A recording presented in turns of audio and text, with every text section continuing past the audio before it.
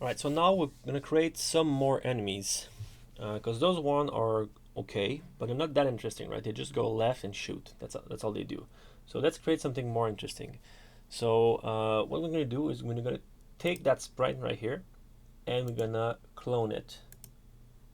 And then we're just gonna change its color. So let's put it red. And if you look at the tolerance right here, it's easy to just find the one that basically just recolor it, right? So it's not the best, but for the example, it's good enough.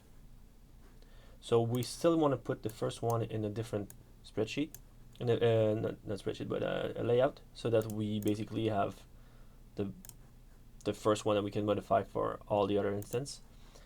Um, we still need to put one here so we can test it, right? So we're just gonna put those away so we can test that one.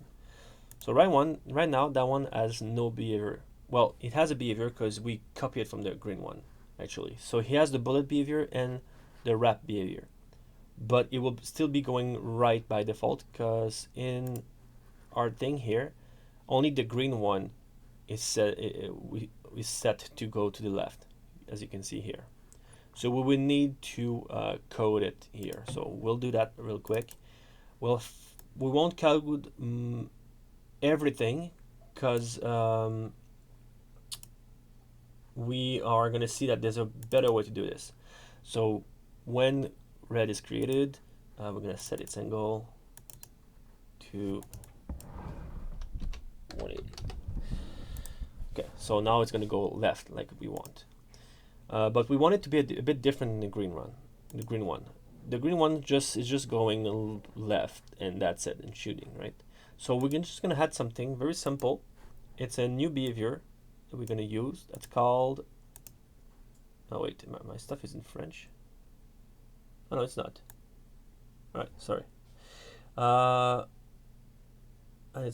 it's called Sine.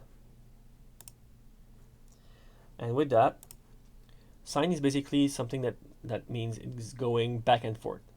So right now we can see it would be going back and forth horizontally. That would look weird, right? We want it to basically go like this. So that's a bit difficult, more difficult to aim at. So you can see we have multiple choices: vertical, forward, backward, width, height, size, angle, opacity, and value. So all of those mean they would go back and forth by a certain amount. So opacity could be meaning that it's going to go like invisible and back to visible, and visible back to visible. In our case, we just want it vertical. And you can try some stuff here, the period. I encourage you to play with those. But for the example I'm doing, I'm just gonna put the basic stuff, so just so that you can see what it does. So if I play it right now, you can see that it basically mean is gonna wait, it's still loading. Meaning that it's going, you see, like this.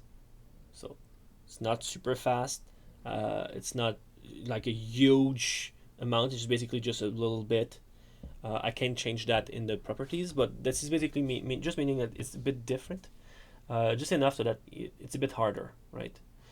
And variety is always a good idea in games. You don't want all your enemies to be exactly the same. So here we go. We just have a red enemy that is a bit harder than the green one.